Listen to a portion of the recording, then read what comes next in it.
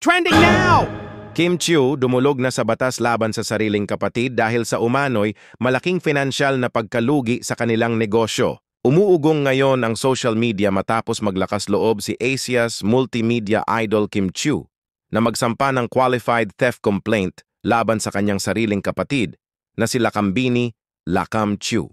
Ayon sa ulat, nag-ugat ito sa matitinding irregularidad sa pondo ng kanilang pinagsamang negosyo, isang isyong matagal na palang kinikimkim ni Kim. Matatanda ang noong Agosto 2025, napansin ng mga netizen na nag-unfollowan ang magkapatid sa Instagram, pinagbatayan ng mga hinalang may tampuhan o hindi pagkakaunawaan. Ngunit ngayon lang tuluyang nabunyag ang tunay na dahilan, seryosong paglabag sa tiwala. Sa pahayag mismo ni Kim, ramdam ang bigat ng kanyang desisyon. Isa ito sa pinakamahirap na hakbang sa buhay ko pero kailangan ko itong gawin. Sinabi rin niyang ilang buwan nilang sinubukang ayusin ng pribado ang problema. Ngunit sa huli, napilitan siyang kumilos para protektahan ang negosyong pinaghirapan niya at ang mga taong umaasa rito. To protect not just my company but also the livelihoods of the people who work with me.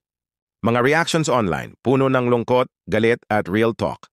Umagos ang komento ng netizens, karamihan naglalahad ng masaklap na realidad tungkol sa pera at pamilya. Minsan hindi totoo yung blood is thicker than water kasi kadugo mo pa mismo ang makakatraidor sa'yo. Kung gaano kalaki ang nawalang pera, ganun din kasakit ang desisyon ni Kim. Pinaghirapan niya yon ng taon. Yung mindset na pamilya mo yan, patawarin mo, yan ang dahilan bakit maraming naaabuso. Kapag sobra na, tama na.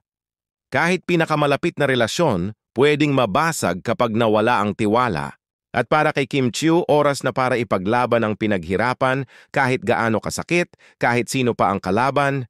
Hindi kailanman mali ang protektahan ng sarili, ang hanap buhay, at ang mga taong umaasa sa'yo. Let this be a reminder. Ang tunay na pamilya, hindi nananakit, nagpapahalaga.